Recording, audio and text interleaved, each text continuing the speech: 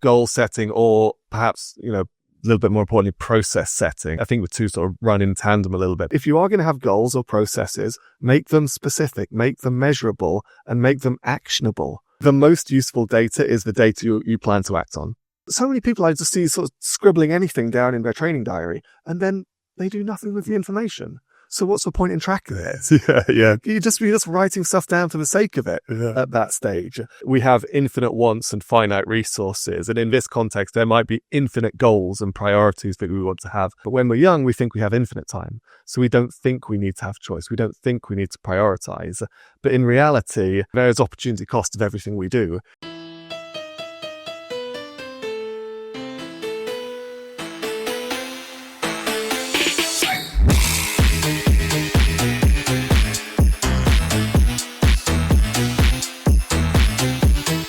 Hey, what is up? Welcome to Last Stroke Counts. We are back with an episode with none other than Dave Bell. Dave, it's 2025. It's a great pleasure to have you back on the show for the fourth time. It is. It's a pleasure to be back, guys. I've missed you both. I'm enjoying checking out your new digs as well. It's pretty stylish in here. Yeah, the not so new studio, which is finally getting a bit of use, which is good. No, it's cool. It's cool to have you back. We definitely joke about having you on when we can't get other people, which is definitely a joke that we make. No, everyone's favourite plan B. I get it. So, but no, but I was going to say this episode actually is quite the opposite. It's something we've talked about, and I think you're placed really well to talk about those things.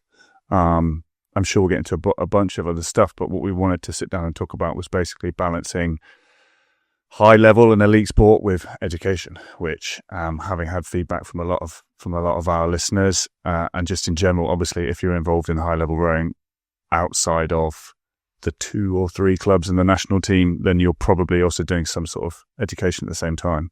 And you are currently coaching a junior squad and your full-time job is tutoring. So yes, I kind of feel like I experience this topic that you're talking about from all sides. So recently finished up my studies at Cambridge, where I was balancing my higher education alongside full-time rowing. I'm now working as not full-time, but I do a spot of coaching down at Henley Rowing Club. So I see athletes of sort of 15 to 18 years of age juggling their training. So they're doing about 10 sessions a week alongside their studies.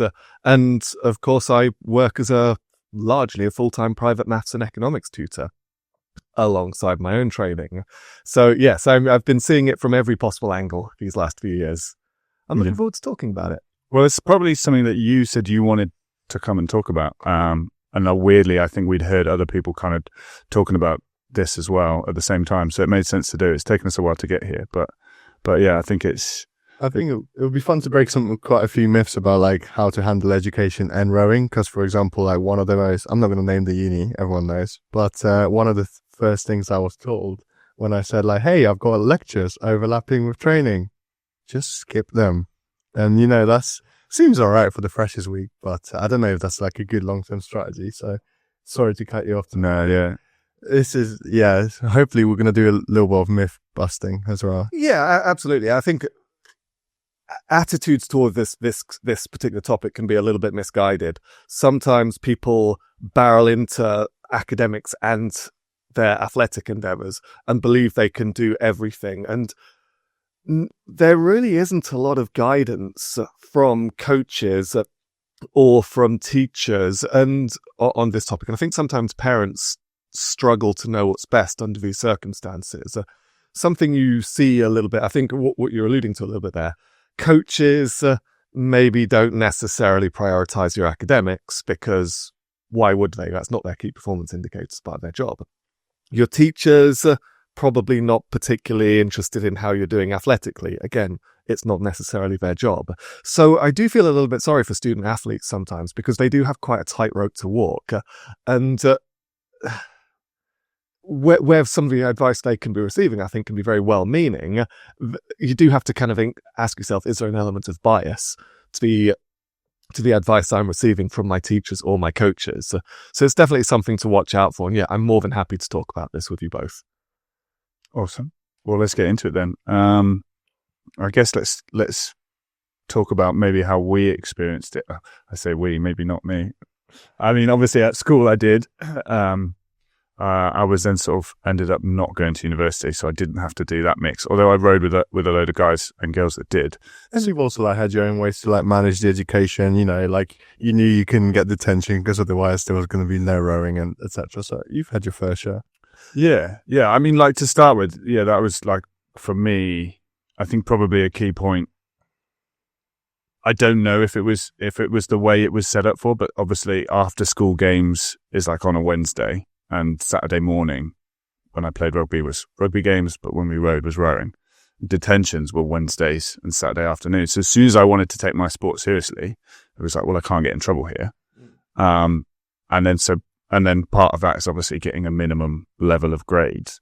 And then if I wanted to keep rowing from my school had a college, but obviously there was like entrance, there was a minimum requirement to keep going at the college.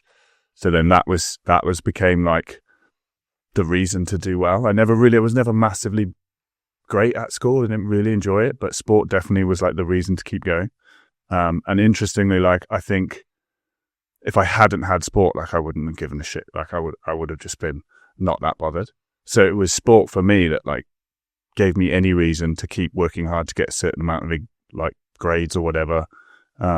So yeah, from my perspective, definitely sport was actually like the way more beneficial thing, and having parents that were supportive in that way as well.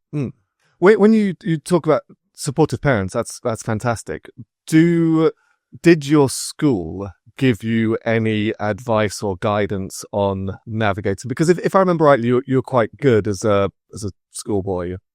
You're competing at a fairly high level. You're probably having to train quite a lot to the extent that it could potentially be a detriment to your academics. Did they give you any advice on how to simultaneously perform well in the two? Or was it teachers helping you with your academics and coaches helping you with your rowing, and never the two shall cross paths?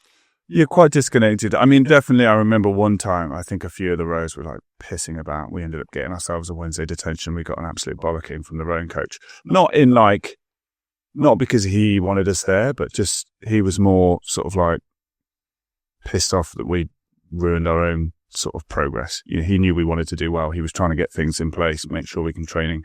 And if we're going to miss a session because we've been idiots. So I remember like not wanting to let him down, but more in that sense, as opposed to like him doing any.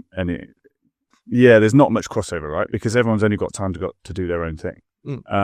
I had a form tutor I remember he was sort of saying to my parents, like he never worried about the rowers, because if you want to row, you have to sort your life out a little bit. Like I was talking about, you have to get a decent level of grades. You have to do certain things. And the people who are rowing, given the nature of the sport, are obsessed enough with it that they will like put things in place, timetables, those kind of stuff. So I think there was a sense that like you don't necessarily need to worry about the rows because they're so busy, they're going to have to organise themselves anyway. Oh yeah, absolutely. The idea that they will organise themselves. Personally, I think things like timetabling, your time management, things like sorting out your nutrition, it is quite an iterative process.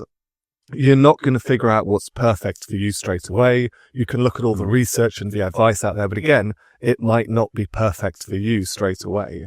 And to some degree, I think if I had to give some advice above all else, I'd say pay attention to what does and doesn't work for you and have a lot of self-reflection on your routines so that you can continually be trying to optimize your schedule, optimize your recovery, optimize your nutrition. And I'd really like to get into all of that today. But above all else, yes, I think it's important that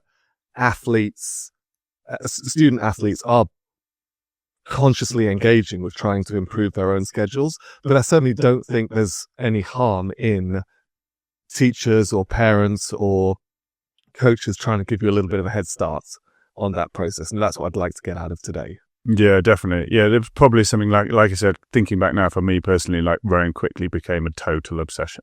So for me personally, it was just like whatever it takes to make it work.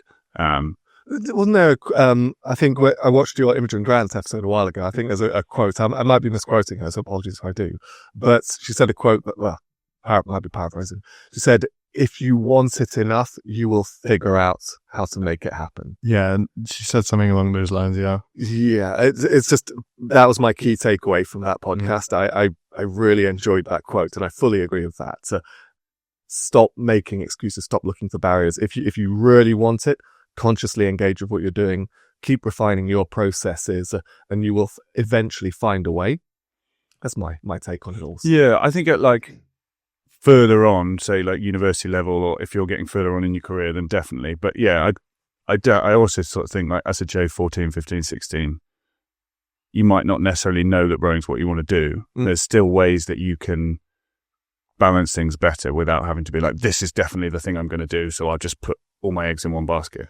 I feel like something I see quite a bit with parents is, and to some degree coaches as well, is that they can often encourage their children to over-specialize too early in a particular sport.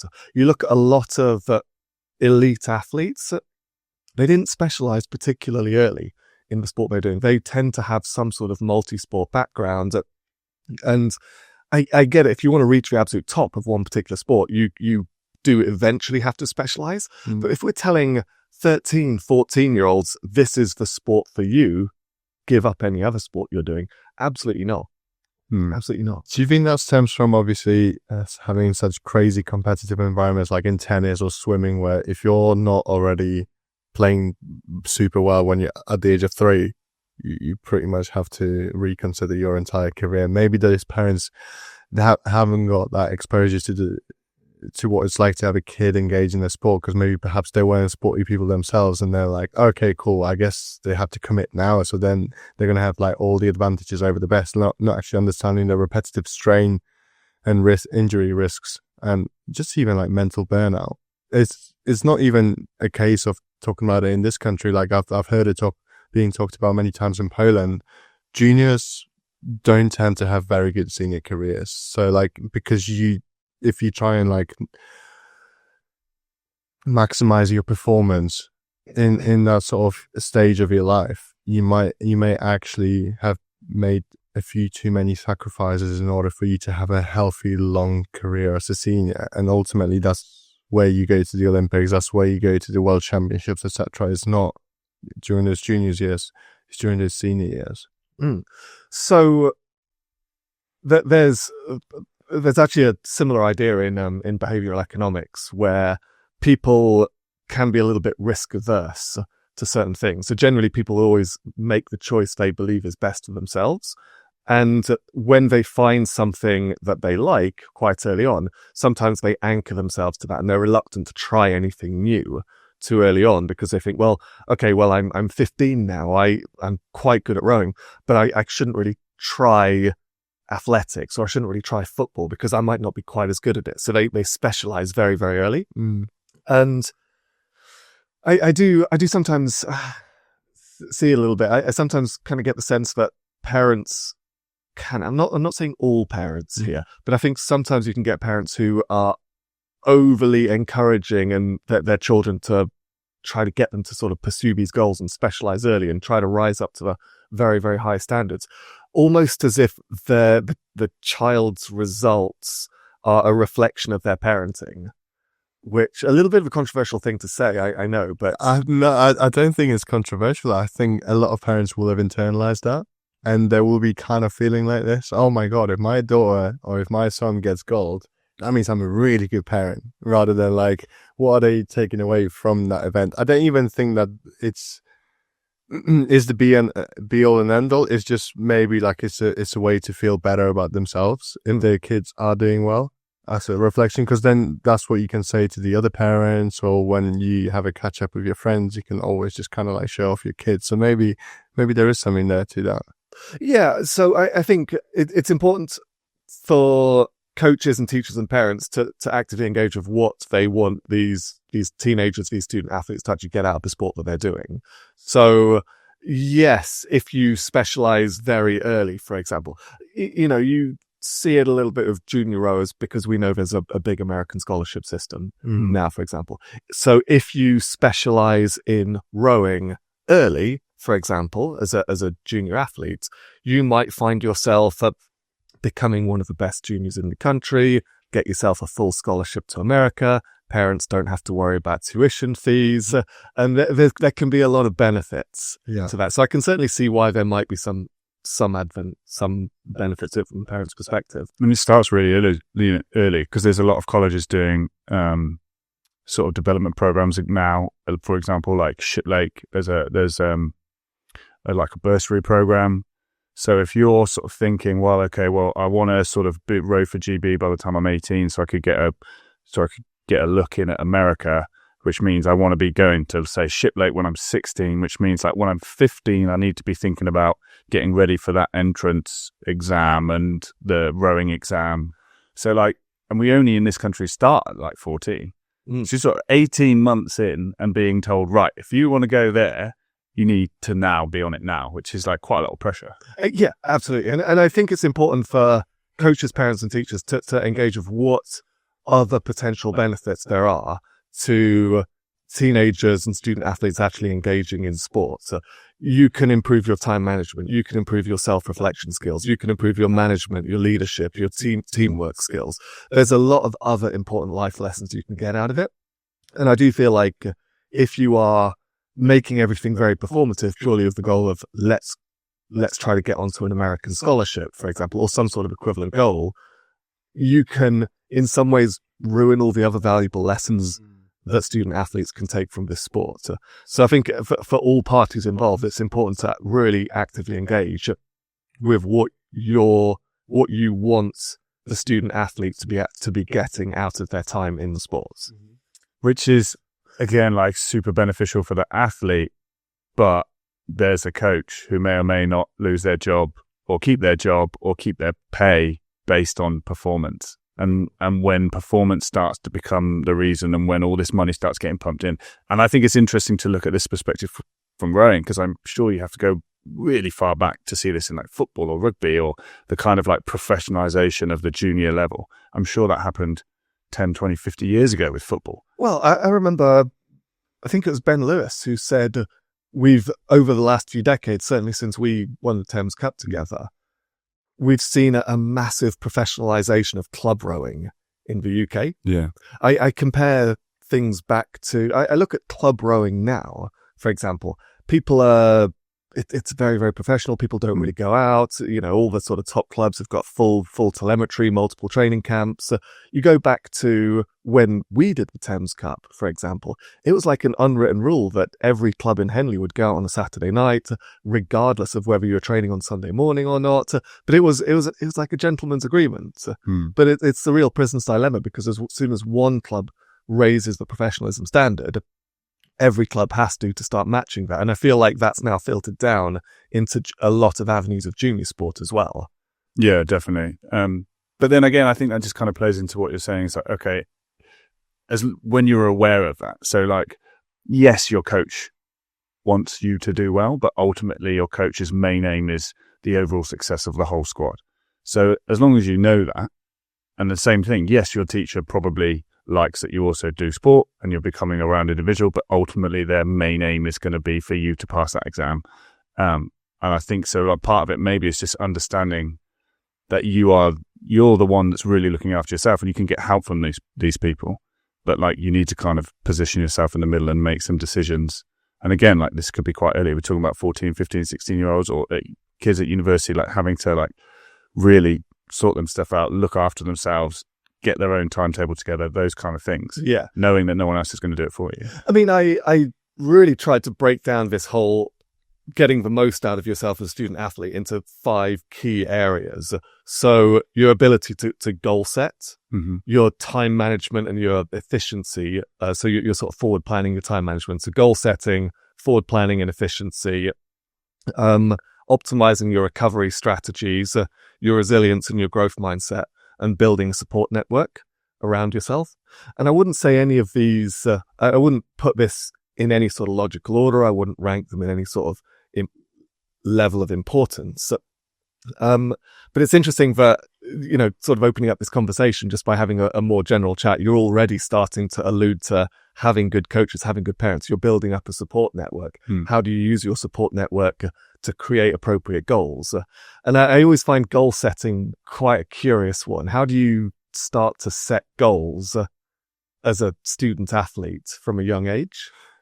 I guess it depends on how far into the future you can set those goals. Obviously, it's probably unwise to set goals which stretch far beyond, if we're talking about actual university students, not just sixth formers, but presumably like something that's longer than than the length of your course. It might be unrealistic due to circumstances which you have no control or foresight over. So, for example, they need to be something that you cannot achieve right now, but maybe something that you can do within the time frame.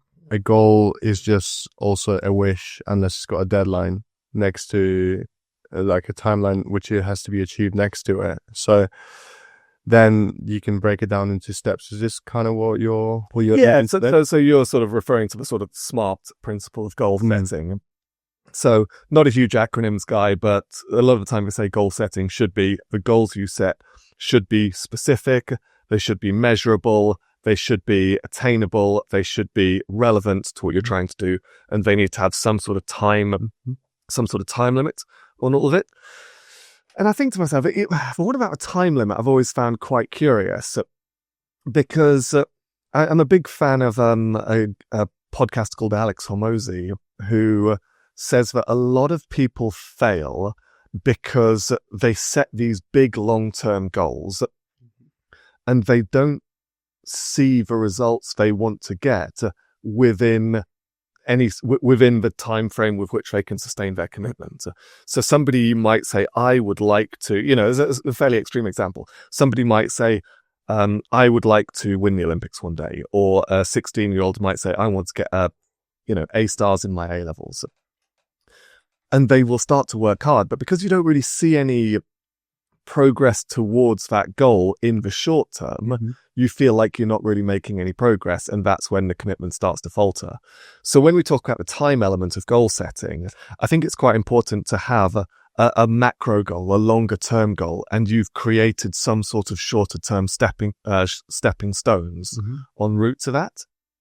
But that in itself can be quite challenging, and that's the first instance of where I think having an effective support network around you can start to kick in. Well, just to keep you accountable and to make sure that you're on the right track, and some people that you can check in with and be like, hey, I'm not sure, I've done this in the last 2 months, but is that actually getting me closer? I can't see the results, that sort of thing. Yeah, if somebody turns up into rowing and says, I want to win an Olympic gold medal, for example.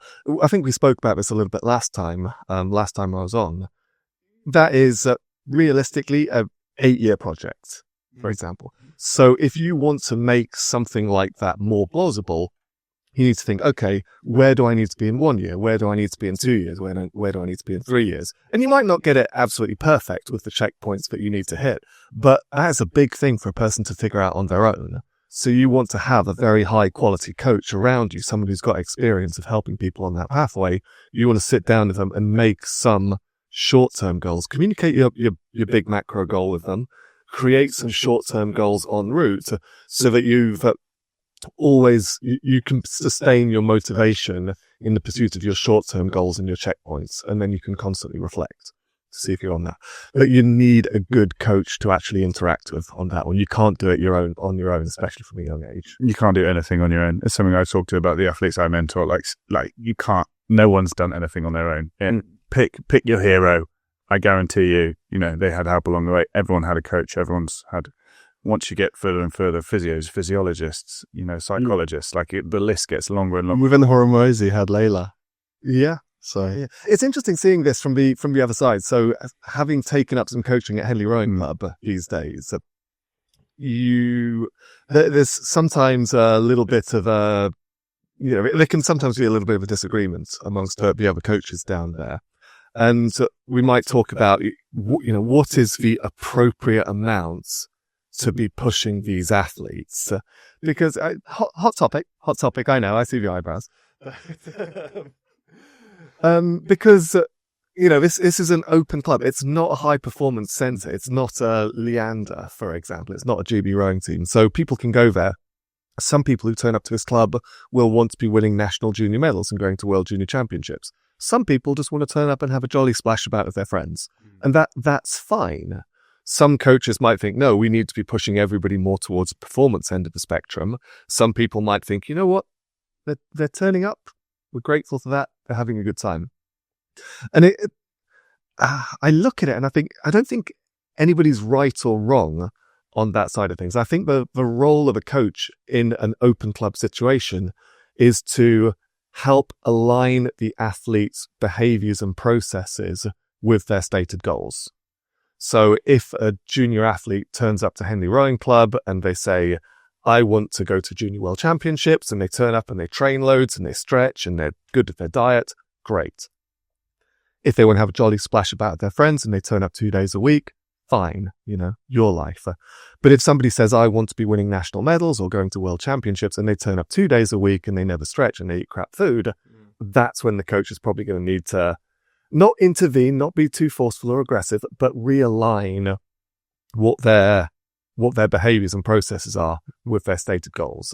That's where you need a support network around you a little bit more. I think that, for me, is a bit more of a role of a coach, and I think it's important for athletes to actively put themselves in an environment with someone of that level of experience. Yeah, communication is definitely number one. There's nothing more frustrating as a coach to be trying to push a boat on and have them not really listening. And then you sit down afterwards, guys, come on, what are we doing here? And then you're like, well, we just wanted to have fun. And you're like, oh shit, I got this. Maybe I got this wrong, or we didn't talk enough before the session. You sometimes get the issue where that some people will tell you what they want to achieve, but then they're not really willing to put the work in to achieve that. But again, as a coach, your responsibility to lay out, look, you told me you want to do this. I've done this before, or we've done this before, or we've achieved this with a different athlete. This is what it takes. So if you want to, you kind of break it down, you can kind of make it quite simple, and you need to hit these markers in order to achieve what you've told me you want. It's interesting. Having spent a lot of my career on the sort of high performance end of the spectrum, something I really had to be aware of when I started going down and coaching at Henley is that it's not a high performance center. You're not going to get these people training 2-3 times a day, every day. Some people are just going to be there because they want to just enjoy the process and have a little bit of fun. And that's absolutely fine. And although sometimes I just scream internally because I kind of want to push people a little bit harder and start reminiscing about, the old days of Rob Baker and Steve Traffmore and how they used to interact with us. But I think, no, it's all right. It's all right. So, but, we talk about this. We talk about how coaches, it's important for athletes to communicate their big goals and then work with coaches to communicate their shorter sort of checkpoint goals en route. But it's interesting, the sort of direction of literature on this topic is that being a little bit less outcome orientated and a bit more process orientated seems to be more effective in actually A, generating results, and B, generating commitment to the process. So I think, to what extent should coaches be focusing their attention on helping athletes develop good practices and good processes and behaviors rather than just setting concrete goals such as this has to be your erg score? For me, I think having some sort of checkpoint to know that you're on course, you need to have something tangible. It's a measurable element of that SMART acronym. But I think, for me, as a coach, it's more important to actually help people develop good practices and behaviors and processes rather than just focusing so much on goals. I think as a sport, part of the reason why we're all attracted to it is because it's so measurable. Every time you lift a weight, every time you jump on the ergo, every time you get timed on the water, you've got all these small little incremental markers, and you can check that all the time. I think from my experience from coaching, you can go in trying to create a super high performance environment, and with a bunch of new rows, you're going to alienate a lot of them because of what you were talking about. Some people don't necessarily want to go straight for that way. Whereas if you can set up a fun environment, and what makes things fun is people turning up on time, being there together, being responsible, training together, enjoying what you're doing it well, not hurting yourself, not, pushing people too far beyond their limits. Simply by doing that, you'll end up generating people who want to take the sport further. Mm. And I think more people would want to take the sport further than if you were like, right, this is a high performance program and this is what we're doing. And if you don't like it, piss off.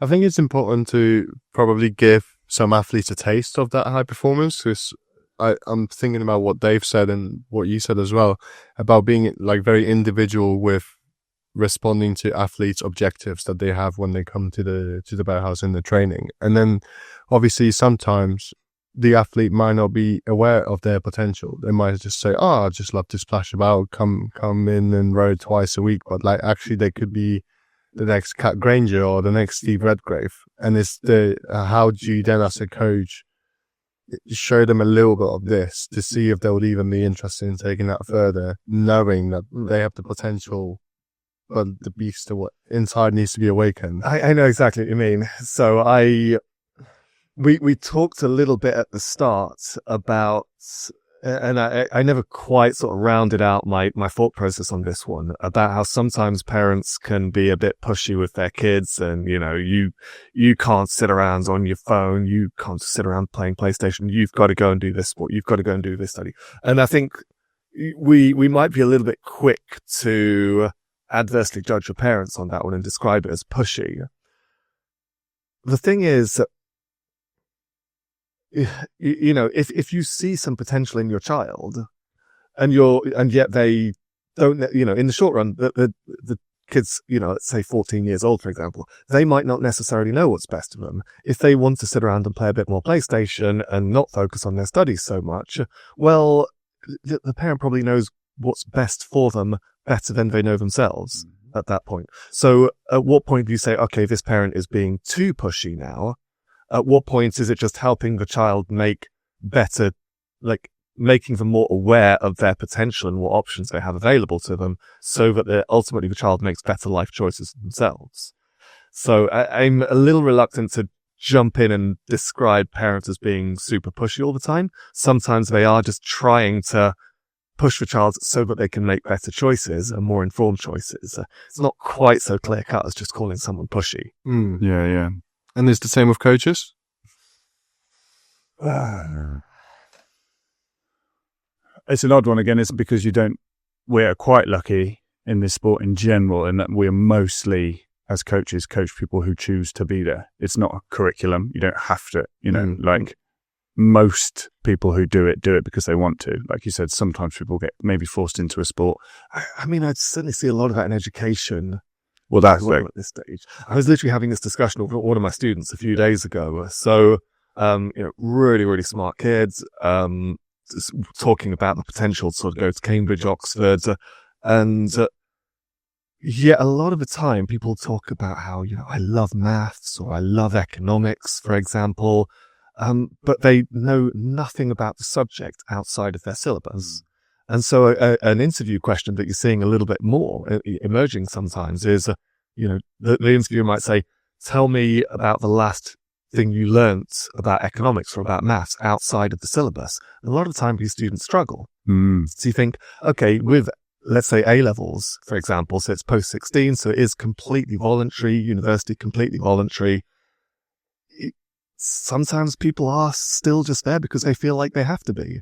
I don't think we talk about rowing as if they're there entirely voluntarily. Whereas I think I'm losing my chain of reasoning a little bit there. So sometimes it's just the thing that you do. You stick there, this where your mates are. It's a bit of a toxic relationship with the sport. You like it when it's sunny and the boat goes well. You don't necessarily like rowing in the rain in February. It's just been an entire winter of red board. I get what you mean. It's not like, it's not jumping out of your seat kind of voluntary being there. Yeah. I guess, I guess sort of circling back just a smidge, we spoke about, how, yes, it's important to have sort of bigger goals and checkpoint goals en route. Perhaps being a little bit more process orientated can be very useful. And it comes back down to, it starts to boil into one of the other points I was mentioning earlier about this idea of mindset. So there's a couple of big ideas in educational development, which I learned about when I was studying my higher education that are completely relevant to rowing as well. They've started to spill over into elite sports. And it's some work by a couple of authors called Carol Dweck and Albert Bandura. So Carol Dweck, you may have heard of her, psychologist, talks a lot about growth mindset.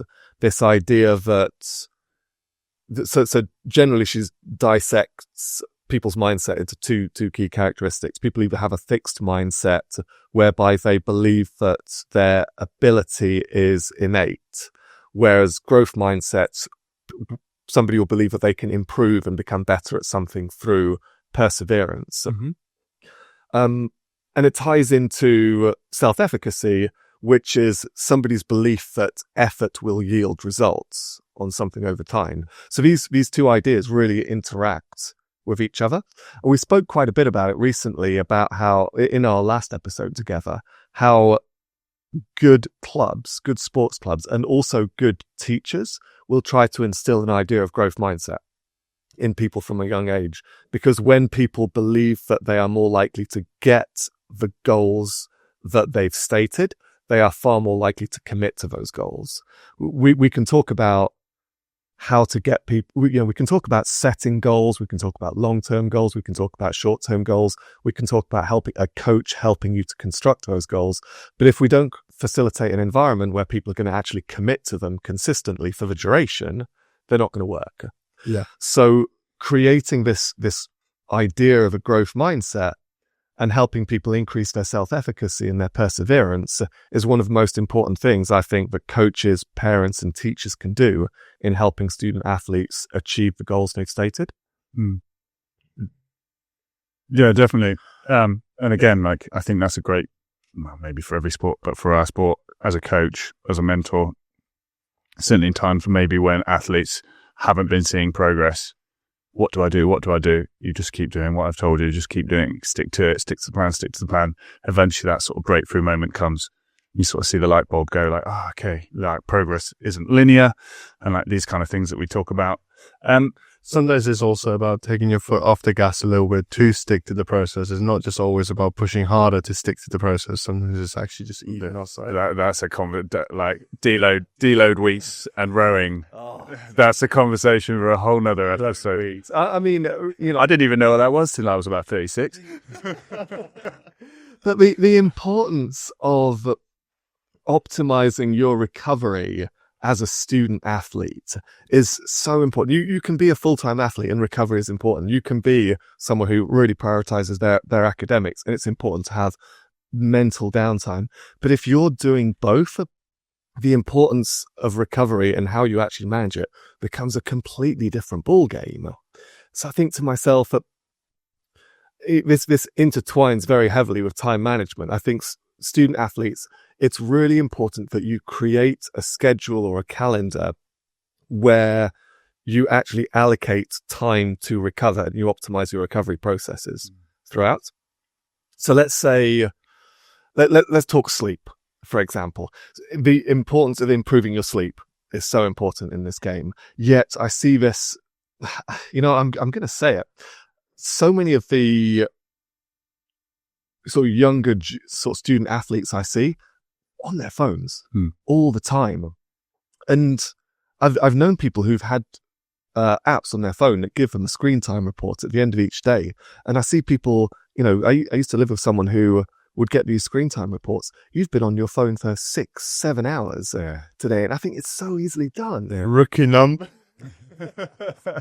Jordan, I sometimes get 17 hours a day screen time. Wow. That is also because I drive with my phone. Okay.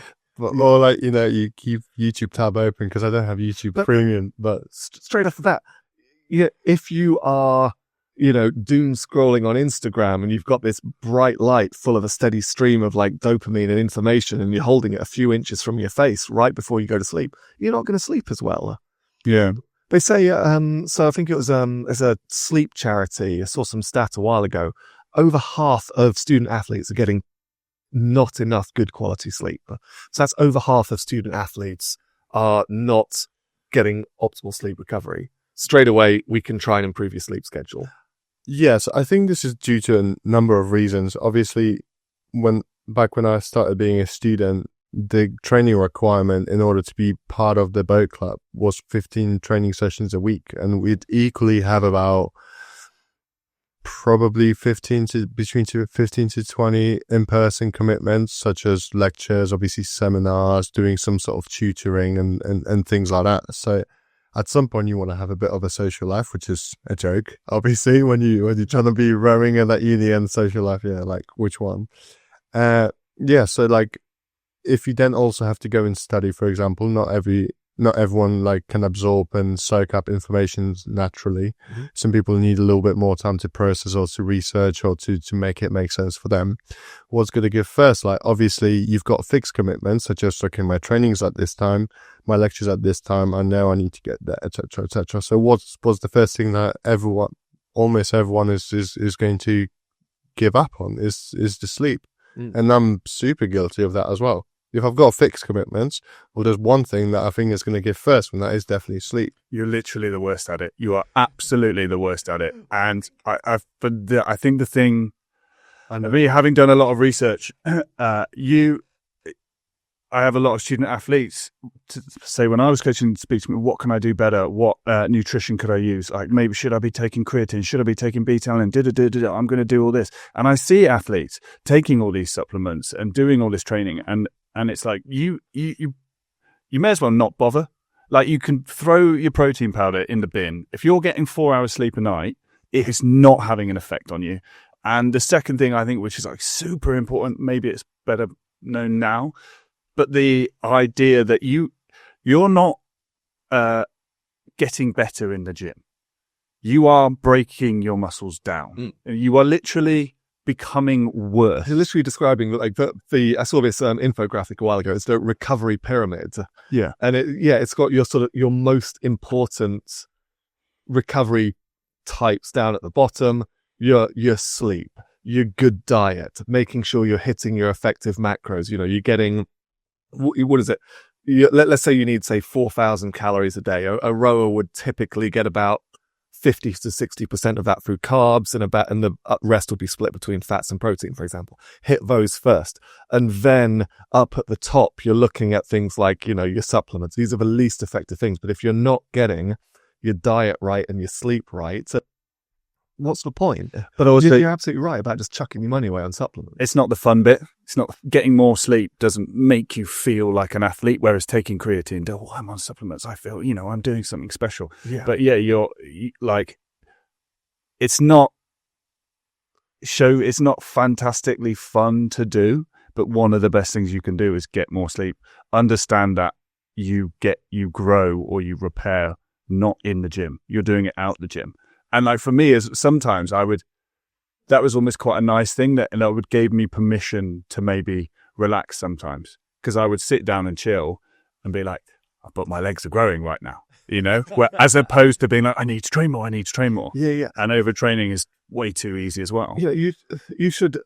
I know Jack Burns talks about this a lot. You should not be going into every single session feeling run down. You should be getting enough time to recover. You should be taking your light sessions at an appropriate intensity as prescribed by your coach. You should only really be going hard 2 to 3 times a week. But I know, sometimes with my own training, for example, there might be weeks where I just don't feel like I can push on in any session at any point. And I think, well, yeah, I've just been burning the candle at both ends. I haven't been recovering at all.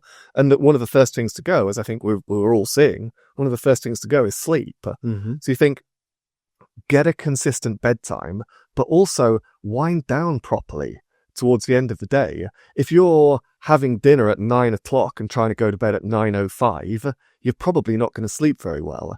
If you're up watching films or doom scrolling on Instagram right until you put your head on the pillow, you're probably not going to sleep as well. I have a rule myself. I don't have any screens in my bedroom. I try to avoid screens for like a full sort of 45 minutes to an hour before I go to bed. And you sleep better as a result of it. Get a Garmin watch, get a Whoop band or something like that. This is not an ad, by the way, because they can track your sleep. It could be if you want to, yeah. If you want to give us one. But, we talk about, I was talking about sort of smart goal setting earlier. We were saying, for people to actually commit to some sort of goal or some sort of change, there has to be a measurable element to it. And I do obsess a little bit over my sleep score sometimes. This little watch that I'm wearing, it will tell me, Dave, you slept for X amount of time last night. It was this much deep, this much light, this much rapid eye movements. Here's your sleep score. Yeah. Yeah, I think now we're sort of talking about, okay, to start with, we talked a lot about the balance of maybe being a coach or a parent or around the outside. I think now we're sort of moving into, okay, let's assume we're now talking about student athletes who really want to, they want to do this thing and they want to do really well, but they understand they've also got other commitments and other things that need to happen. A big one for me was like, I would sometimes sit down with an athlete and be like, you're getting up at 5:30 in the morning. You are going out in freezing cold weather. You are committing to these sessions. You've got blisters on your hands and you're struggling a little bit and you're putting so much more strain on. Certainly when I was coaching at Oxford University, some of these guys have been working at this since they were 13. You're now like doing so much rowing that you may be potentially having a negative impact, or you're making your studies maybe slightly more difficult, like you said, with timetables and things. But you're doing the really hard stuff. And then, it's really easy to get a little bit of extra sleep, turn the phone off an hour early.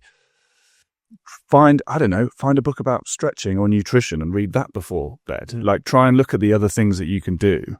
And for me, quite often it's such easy things that are getting missed because they're not big and they're not shiny. And they don't make you feel more like a professional. I think it might be a Warren Buffett quote. He talks, it might be someone else. Apologies if I've got this one wrong, but I think he said, make a list of your top 30 priorities. It's Warren Buffett, yeah. Yeah, okay. Rank them in order. Put your top priority as number 1 all the way down to your 30th priority, and then cross out the bottom 25, because in reality, they're just going to be distractions. And I think about that quite a lot. There's a lot of evidence that decision-making fatigue or task-switching fatigue can just run people down, and they distract from commitment and they stop us getting our results. And I think if we try to do too much, we end up neglecting the big goals. We don't make enough progress in any of our objectives at once.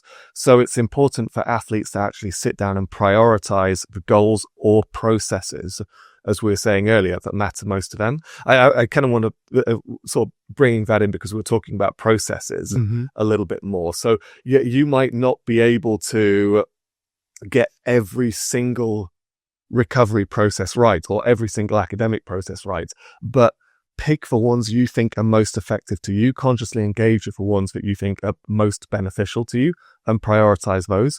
And it's okay to not be able to get everything right and achieve every single objective.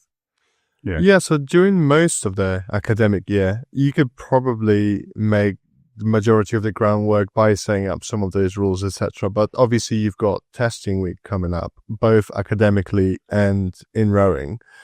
And usually when everything hits, it hits all at once. So you find yourself you've obviously been a student, so with 14 deadlines in a single week, and then you've got 2K test and a 5K test, and there's a regatta, and you still got to do seat racing. How do you then not give up sleep? How do you can't skip training. You can't not miss your deadlines. You can only get so many extensions. Yeah. What was the next level? Sure. So this is something that we did, we spoke about quite frequently at CBC. They did a fantastic job there of supporting athlete education. I know a lot of good clubs out there do this. They do a really good job of helping their athletes better understand their nutrition, their sleep, their academic duties, and CBC does a great job of that. One of the things they spoke with us a lot about was forward planning your calendar and navigating sort of academic tasks. One of the things they spoke about a lot was trying to front load the year academically. So let's take CBC as an example. Michaelmas term. So Michaelmas term is September up until about Christmas. And nothing really big happens from a rowing perspective there. Yes, you've got forehead. Yes, you've got trilates. But all the sort of crew selection and fixtures, the stuff where it's properly business time, that tends to happen post-Christmas. Yeah. So something we used to try and do was, in the lead up to Christmas, really try and get ahead on your academics, because your academics are probably going to start to struggle a bit more when you're doing fixtures and 5K tests and seat racing. So you're absolutely right that there will be these bottlenecks in your season, but the more you've tried to front load academically, I think academics has that little bit more flexibility than team sports like rowing. So if you can front load academically, you can take a little bit of pressure off in the summer. And I saw this as well with Henley Rowing Club last year. So some people, nicest possible way to them, had perhaps back-ended their year academically somewhat. So left their thesis or whatever till about 3 days before it's supposed to get handed in. I am looking at Pete right now. If you're watching it, if you're not watching the YouTube, I am. It's such a house of cards in this situation, because if you are going to commit to, let's say, doing 8 rowing sessions a week from September up until about May, and then May comes along and you've got to start sacking off training sessions because you haven't done enough revision for your upcoming A-levels or your upcoming GCSEs, what was the point in doing all that training for the last 9 months? Like, actually front load your academics so that when it does come to exam season, you don't have to start skipping sessions and sacking off your crew, because that's just going to undo all the hard work you've done. Yeah. Negate everything. It's the same, really. We used to talk about money in the bank in terms of training, right? Like every session you do is like £1 in the bank. And then when race day comes, you've got more money to spend. Having the same theory to sleep and understanding that sleep is like a bank account.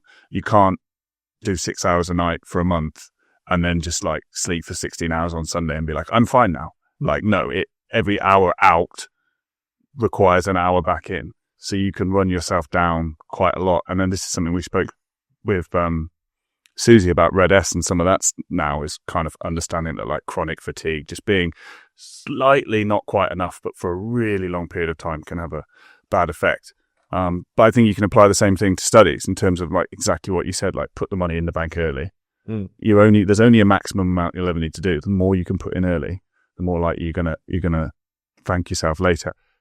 I think everyone struggles with that. It's one thing saying it. It's another thing getting up on a Sunday months before you need to do the work and actually sitting down and doing some of that work for that reason. But I think that comes back to goal settings. What do I want out of this year? I've only managed it once. In my whole few years of academics. It's what I was... Not many people know this, but I wasn't allowed to do A-levels when I first moved to the UK, so I ended up doing a BTEC sport for a year, which is the most glamorous piece of academic certification you can get. Anyway, it was all assignment based. There was no tests, no exams. So I've done exactly what Dave and Tom you've suggested, which is front load the academic year. I finished in February. The course wasn't due until June. In February, I then deleted my social media up until May. And then I found myself with nothing to do after 6, 7 p.m. So I just kept going to sleep. And I kid you not, my half-hour scores dropped by 5 splits in that time. Well, that's kind of similar to what Alex Hormozy says, is that commitment is just the deliberate removal of distractions. I know, like, gold, that one, absolute gold. There are so many distractions out there, but humans do not like being bored. So they, generally when presented with choice, they will pick what they consider to be the least boring option available to them. You might consider your studies a little bit boring compared to watching something on Netflix or YouTube, for example, but you might consider staring at a wall boring compared to your studies. So if you remove the option of the most entertaining thing, then all of a sudden your studies becomes the most entertaining thing. I like that. Yeah. And I'll actually go a little bit further in terms of front loading things. There's a lot of academic literature. I talk about this a lot with my students about the importance of getting ahead of things academically. So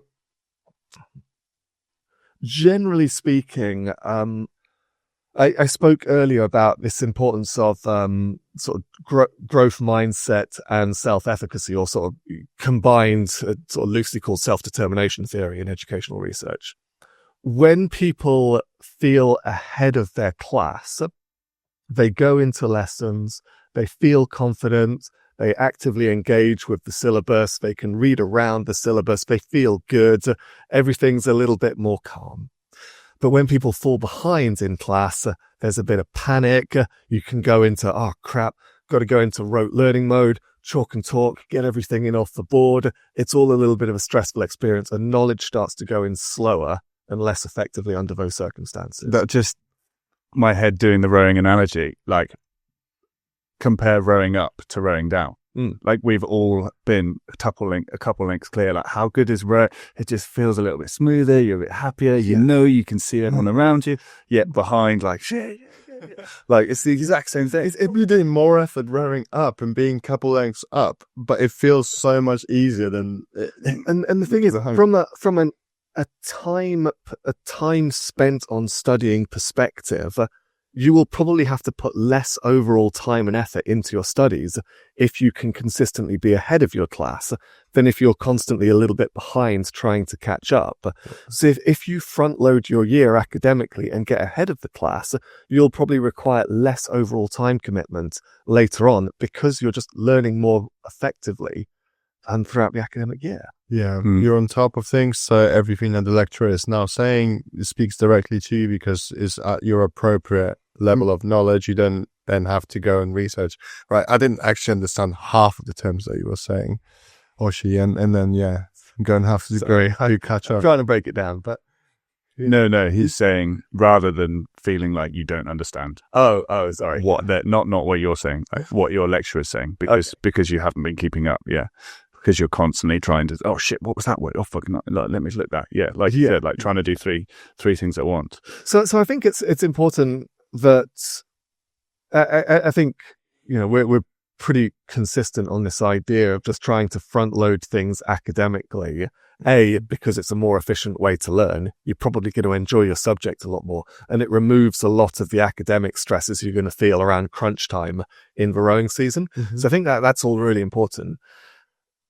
For me, you touched on something earlier about trying to make a schedule and trying to make a calendar, which I think is very important. I think time management is so important for student athletes.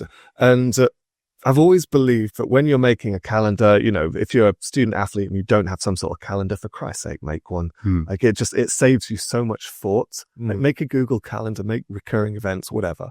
So you make that from a bit of a top-down perspective. First things first, you want to put in your fixed commitments. So any mandatory lectures, any mandatory team training sessions, they've got to go in there first. Then you've got to flesh that out with your individual training, your individual study time, any individual training that you're doing. And then around that, you want to start fleshing out your social commitments and your recovery strategies. And how best to do that, I think, is very unique to individual people, but it's important that people actually engage with what works for them. Generally speaking, you look at the literature on this one, people are more cognitively primed in the morning, whereas they're more physically primed in the evening. So to sort of develop that a little bit, you are more well placed to do effective study in the morning, whereas if you try and study at 8 o'clock at night, your brain's going to be a little bit fried from the day. Your studying is going to be less efficient in the evening than it would have been in the morning. Whereas from a sports perspective, if you try and because training later in the day, you're more awake, you've got more food, you've digested it, you've got more energy in your system. Physiological training can be more effective in the evening. So me personally, I try to do a little bit more mentally engaging work earlier in the day and a little bit more physical training later on in the day. That is, for me, a more efficient way of doing things. Whatever you try to do with it, though, it's important that you pay attention and you regularly self-reflect on this stuff and you try and refine it for yourself. But for me, I think that's a good starting point that people should follow. So create a schedule or a calendar so that you eliminate any decision fatigue or task switching fatigue. Your schedule is set up. You don't have to think about what to do and when. It's already there for you. And then refine it so that you're doing your physical stuff when your body's most ready. You're doing your mental stuff when your mind's most ready. That's how you get the most out of yourself in both simultaneously. Yeah, I think definitely important to say that it's so individual. You can't just copy someone else. You can't take someone, I'm going to copy that completely. We all need different levels of downtime or different things to do. Some people want to go out and have a few beers on a Saturday night. Some people like the mental idea of thinking that never drinking helps them. Like, so like everyone's different in like what they need to do to chill, but everyone does need to chill. And yeah, I think like the main thing is just to keep asking yourself a question: is this working? How did that go? How about if I change this? Changing maybe small things, one thing at a time. But yeah, being and definitely taking it on, not waiting for someone else to set this schedule for you. Not, if you want to make this work, you're the one that's got to look after you, and you're going to have to get on with it. Like no one else is going to just magically create a school timetable for you that involves all your rowing and other commitments. Yeah. It's. I mean, Pete's going to put his hands up in glee again if I quote Alex Hormozi one more time. But sometimes he says, just pull the string, like stop thinking about what you want to do and how you're going to do it so much, and just do it, and then reflect and refine, and then do it again, and you will and over time, these iterations, you will gradually figure out what works for you. But you could just spend forever just trying to research what is the best way to schedule your day, what is the best time to train. You can spend forever in sort of, I think the terminology in sort of academic literature, sometimes people call it analysis paralysis, where you just spend so long thinking about what you're going to do that you never actually do anything. It's the classic, spending 3 weeks on the timetable for revision, and rather than actually revise it. That episode of The In-Betweeners where Will's like, he hasn't showered in like 2 weeks and he's smashing all these budget energy drinks. He's like, Simon wants to come talk about Carl. He's like, here's my schedule. It took me 2 weeks to make. He hasn't even washed and he's done no studying. So it's just that, isn't it? So Progress. Sometimes people struggle to differentiate between progress and the illusion of progress. This is why I like to talk about that whole, like we talked about that Warren Buffett quote earlier. Pick the priorities that are most important to you, and take active steps towards it. That's progress. If we just kind of half-ass 30 things at once, or fill our days up, our to-do lists up with little things that don't actually drive us forward, that's the illusion of progress. And researching how to make a good calendar, that's the illusion of progress. Like, it's important that we self-reflect and think to ourselves, what is actually going to move me forward towards my stated goals? Yeah. So Chris Williamson on Modern Wisdom, I think he either talked about it with David Goggins or with Alex Hormozi, but like talking about doing the work isn't doing the work. Planning doing the work isn't doing the work. Getting yourself ready to do the work isn't doing the work. The only thing that is doing the work is doing the work. So do the work, Yeah. If you wanted to not quote Hormozi on that pull the string thing, I've got a little bit of a different application of that same quote. I heard it from someone else, and it's just shoot the gun first, see where the bullets landed, and then adjust your aim afterwards. Because otherwise, you don't even know if you're facing in the right direction and things like that. So I like that. Yeah, it's cool. So one thing I want to ask, because we kind of touched on it, I spoke about it myself as well. It's all well and good. Talking about putting things in putting things in place so that you can get your studies done and get your rowing done. But like from my perspective as a kid, like I said before, I only wanted to row. Like I didn't want to do any of the studies. I didn't enjoy it.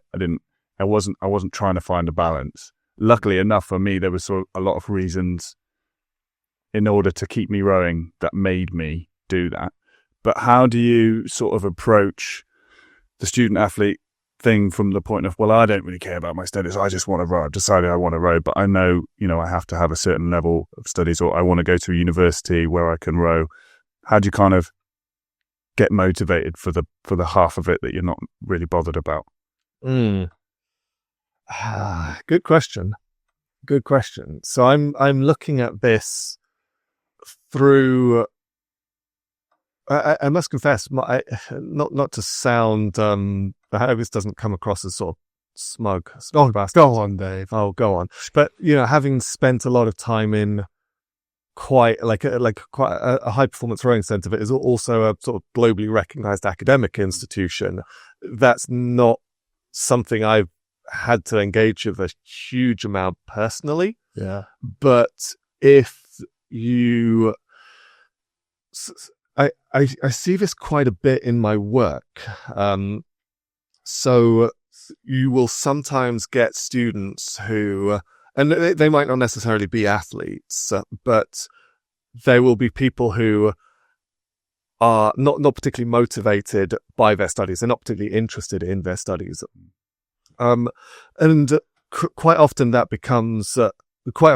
can be because they've sort of fallen behind academically, like we were talking about earlier. When people feel as though they've fallen behind relative to their peers or relative to their class, their attitude towards learning starts to change. It's just a case of just copy down off what's on the board, regurgitate these formulas, regurgitate these definitions, get the marks, get the illusion of being back on track. So people have generally stopped enjoying what they're doing. Mm-hmm. From an academic perspective, I think it's quite important to try and actually help people enjoy what they're doing.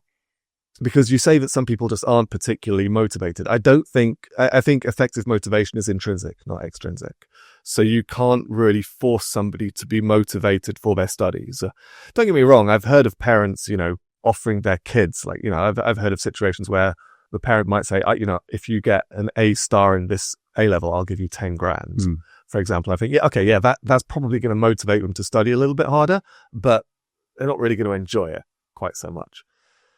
So if you want people to be motivated for their study, you've got to actually help them enjoy and be interested in what they're studying.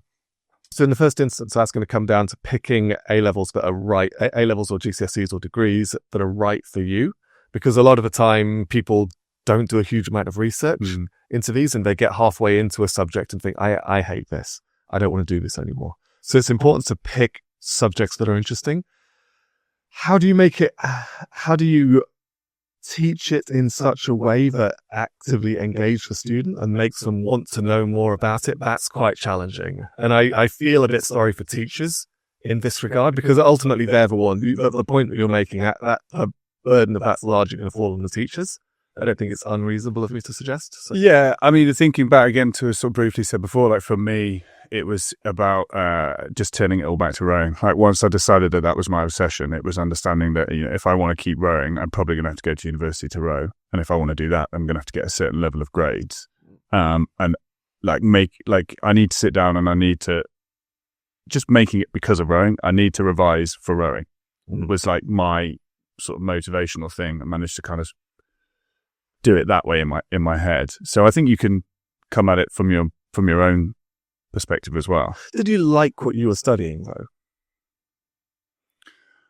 though? Yeah, I think I probably chose things that I was interested in, but nothing was going to beat rowing. I think maybe that was it, that rowing just sort of overtook any other interest that I had. I do feel a certain sense of sympathy with teachers, working as a one-on-one private tutor. Quite often, students and parents will come to me and they'll say, oh, my teacher's crap. My teacher doesn't know what they're doing. My teacher's always just waffling. My teacher doesn't know the syllabus. They haven't covered this. And I think to myself, well, I'm going to have a little bit of sympathy for them here, because particularly, let's say this isn't really such an issue in private schools, for example, where you have a class size of, let's say, 8 students and you're doing 3 lessons a day. But if you're in a state school, for example, maths teachers might be running 6 lessons a day with 30 students per class. It's in those circumstances, and your key performance metrics are just what is the average grade that the students are getting. So you think, I can't give people as much individual attention as I want. I can't go through 180 bits of homework thoroughly. It's a slog for these teachers. So you think, under those circumstances, what are you going to do? You're probably just going to chalk and talk on the whiteboard. It's very hard to actively to be animated and create engaging content for that many students on an individual level when there's so many of them. So harsh reality is that a lot of students just aren't really engaged with their learning. And I know the sort of fingers are going to be pointed at the teachers on that one, but I feel it just shouldn't be their fault. So what I try to do in my one-on-one work, really try to make people enjoy the subject that they're studying. And a lot of the time that can come through actually learning around the subject that you're studying. Sometimes, let's say somebody's doing maths or somebody's doing economics, for example.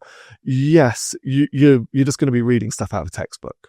or you're just going to be reading the notes that you've copied off a whiteboard. That's not enjoyable. That's not going to motivate you to want to go do anything more.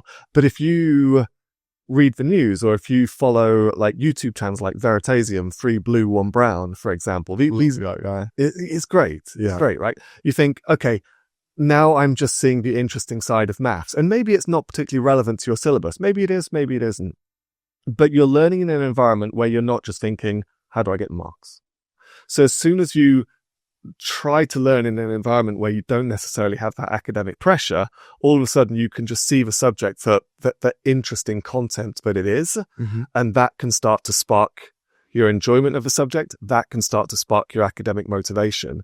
But if you're just going into all academic spheres thinking, I just need to get the marks so I can keep my parents happy or my teachers happy and move on to the next level, of course you're going to hate it. You focus on the wrong thing, yeah. Yeah, really good point. It's exactly what we talked about, again, like bringing it back to rowing, having some enjoyment there, finding the fun in it. It's not fun. Nothing's fun every day. But you can find some fun in something. And yeah, no, that's a good advice. That was like the sort of final point you made last time I was on, is that you can, I think the conversation sort of steered towards the potential to get better physiologically by removing yourself from a squad and focusing entirely on your own weaknesses. And maybe you might pull a slightly better 2K as a result, but you're going to make no friends. You're going to miss out on all the good chat. You're going to miss out on the team socials. You're going to miss out on so much of the fulfilling stuff associated with the sport. And it can be very much the same academically. The idea that you learn from the age of 3, 4 when people start school to 18 if you do your A-levels, or 21 if you're doing an undergraduate degree. The idea of spending best part of 20 years not enjoying what you're doing, that's horrendous. Try to find some enjoyment in the subject and trust that the grades will come. So I wanted to ask a little bit more. You touched on Cambridge being really good at getting this balance right. What were some of the things that they were doing maybe that you hadn't experienced before? Above all else, don't get me wrong, they do a lot of stuff right. They write a very solid program's probably changed by now, but they wrote a very solid program. They had a very clearly defined technical model. They had good equipment. They do a lot of stuff well. But something they did brilliantly was in your first week of Michaelmas term. So people turn up at the start of September, you move to Cambridge, and on most days, there's some sort of athlete education going on. And I think to myself, it might not have been particularly relevant for some of the athletes there. I was pretty old by the time I turned up, so a lot of the stuff around things like nutrition, perhaps not particularly relevant to myself. But I think it's easy to forget with university students that it wasn't too long ago, some of them were at sixth form, they're at college. They may have never lived outside the house before. And you'd see it a little bit sometimes, when I was there, let's say we had an erg in the gym at 6:30 in the morning, I would realistically get up about an hour and 15 beforehand, make sure I've had a sensible breakfast, make sure I've actually got some time to digest it, travel to the club, had a little bit of a stretch beforehand. You might get some of the freshers, for example, turning up and just smashing a cereal bar while they're warming up and then wondering why they're blowing on the erg, for example. And they're really, really good at actually trying to condition people to actually look after themselves better. If you want to be a high-performance student athlete, it's not enough to just turn up. Yeah. So there would be pre-season chats about nutrition. There would be pre-season chats about recovery. There would be pre-season chats about time management, juggling your academics. There's even chats about the history of the club, for example, to help people appreciate what they're working towards a little bit more. For me, that was probably one of the best things they did down at CUBC. I'm not saying they're the only place that does this. I'm sure lots of other clubs are doing it now. But sometimes it's a little bit of a tough one because we keep saying that it's important for athletes to pay attention and self-reflect and iterate and refine their processes. But sometimes just giving people a little bit of a push to get that ball rolling, or teach them absolute non-negotiables that are going to move them further along in that process, that can be important as well. So it's important for clubs to create an environment that actually facilitates that process starting, and they instill that self-reflection in people. I guess you want to get rid of those issues early on in the season rather than 2 weeks before the boat race selection and then just have a flock of people go down. I guess it's probably something that's been established over a number of years of obviously learning what it's like to deal with students and getting the most out of them for a particular competition. Yeah, I mean, it's marginal gains, isn't it? You look at somewhere like Cambridge, for example. They've already got a lot of the major gains pretty well bedded down. They already have excellent equipment. They've got an excellent boathouse. They've got an excellent gym. They've got excellent recruitment, an excellent program. Excellently service ergos as well. But you know, once you've got the macro gains, then it's time to start turning attention to the marginal gains. So somebody skipping breakfast, because you know there's a period in the season where we're doing 3 by 30-minute ergs at one point. You want to do that on an empty stomach? Like, hell no. So you think if somebody's doing that, they're probably going to be going a split or two slower as a result. So there's lots of little things that you can do to optimize your recovery as you go. We've already started to talk about sleep, for example. How do you time your nutrition? For example, how much carbohydrate should you have before the session, during the session? How quickly after the session should you be eating this stuff? Yes, you could figure that out through trial and error over several years, or you could have somebody present that information to you in the first instance and then let you figure out the finer details for yourself over time. I think that's quite important, and that's the sort of marginal gain that I think more clubs need to chase. I was going to ask you, obviously, I thought, by the way, that you've sort of mentioned how the Cambridge program is laid out. You have a program, everything's in order, there are processes and everything. I was going to ask, like, you probably don't have to think a lot as an athlete then, but it sounds like everything is sort of left to rest in the individual's pool of choice that they have available to them. It's interesting that you say you don't have to think a lot.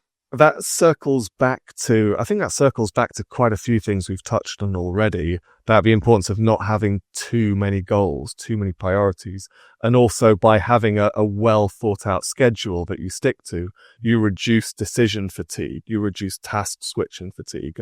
And I've never really thought of it until you mention it now, but yeah, we didn't have to think a lot. Turn up, do your session, and then you're on to the next thing, because that's what I miss the most about rowing. It's absolutely what I miss the most. Like being able, like, yes, it's physically difficult, but that's all it is. Yeah. Like, I mean, something the coaches would do well. You know, sometimes you've got to go down, like, if I have to give you an example, I can't really remember all of the examples, and maybe they've changed by now, but going down and time is obviously a limiting factor when you're down there. You've got to be efficient. You don't want athletes turning up and having to spend ages faffing with their foot plates. And if they've got to change their foot plate, well, how far do I move it forward? I don't really know. Oh, let me just swing my leg up by the side of the boat and then just eyeball it. No, the coaches would have all the foot plates measured out. They'd know exactly how far in front of the pin everybody's foot plate needed to be. The coaches would go down early and they'd change everything in advance so that we could just get up and row, for example. So the athletes didn't have to think very much. Yeah. And the athletes could optimize every second, down at the boathouse. And again, marginal gains that add up throughout the year. We don't have to think. We don't have to do much. We just turn up and train, which is great. So I think some of them are so obvious, will so obviously help. Teaching your athletes how to stretch properly or when to eat. Obviously, it's going to have like a performance gain. I think some of the other things is understanding that if it's not maybe not directly applicable to what you're doing, say as a coach, making sure athletes understand about their studies, or spending the time to make sure that all your athletes are putting their own timetable together. That might not on the face of it look like, well, why is someone's study timetable going to positively impact our session, but over the long run it will. I think that's kind of what we talked about, it like everyone, rightly so, we don't all have enough time to focus on anything other than just the things that we need to focus on. But I think it's like identifying maybe some of those other things that on the face of it don't necessarily seem as important, but actually will have a long-term benefit. Yeah. I mean, that's something they definitely do very well at CBC, because I know I alluded to it at the start, but perhaps a coach is only interested in results, like sporting results, and doesn't care about your academics, or perhaps a lecturer is only interested in your academics and doesn't really care about your sporting results. But I think this might be sort of one-directional traffic a little bit more, but something they do quite well at Cambridge is they are fully aware that if your academics are causing you considerable stress, this is going to have an adverse effect on your training. Yeah. And if your training is adversely affected, that's going to affect their ability to get results. So it is in their interest to make sure that you're doing well academically. If you're not performing academically, if you're skipping lectures, you're off the team. Yeah. So they want you to be doing well. And they have, there's a guy called James Kelly down there at the time. He was sort of a senior tutor at Queen's College. And any time students were having academic difficulties with their faculty, it's all getting a little bit too much, they just send you straight to James Kelly, and he would help smooth everything over and help sort of guide you through the whole process. They take it very seriously. So yeah, it's definitely in their interest for you to be performing well academically. Was it a good message when you were told that you need to go and see James? Was it a good moment or was it a bad moment? Was it a bit of a scary thing? No, it wasn't not scary at all. Honestly, he was a great guy. Like, very supportive. He's never gonna, they weren't gonna send you going, oh, you're gonna go get shouted at by James. Absolutely not. Like, he was someone with a real interest in supporting the club, and he knows that it's in the club's interest for him to resolve your issues and get you performing back at your absolute best. Yeah. So, yeah, absolutely great guy. No issues with him whatsoever. Yeah, no, I was just making a bit of a joke, yeah. Oh, okay. I think it's also an important point to note that, like, it is possible. Cambridge can get you rowing to a world-class level and get you a degree. And I think there's maybe some people who feel like it's not possible, or they have to make a choice, or I can only do one or the other. That's maybe worth looking. I mean, more recently, you had Tom George and Ollie Wynne-Griffiths. They literally got a medal at the Senior World Championships in the coxless pair the same year as completing an MBA and an MPhil. I can't remember what specifically what they were studying, but you think you can achieve that while doing courses that are absorbing about 8 hours a day of your time. So it is an unbelievably well thought out program. Yeah. And knowing that it's possible is, for a lot of people, can be a huge thing. Like, making something feel possible can be enough in that, allowing you mentally to take that challenge on, as opposed to just being like, there's no way this is going to happen. Yeah, Tom George is sort of a great example of this.